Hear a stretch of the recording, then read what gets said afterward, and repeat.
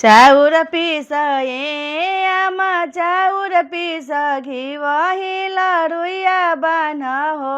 आमा हम जैबो काशी बनारस या पाना मुडनिया लागि या पाना मुडनिया लागि काहे के बबुआ चाउर पिसी घी वहिला रुइया बानी हो बबुआ तोहर पापा पढ़ल पंडितवा मुडनिया करवा दिहे मुडनिया करवा दी चाउर पिस ए चाची चाउर पिस घी वहिला रुई बान हो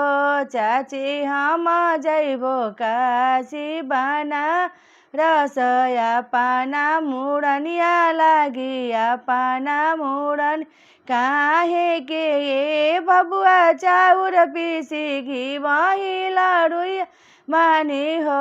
बबुआ तोहर चाचा पढ़ल पंडितवा मुडनिया करवा दिहे मुडनिया करवा दी।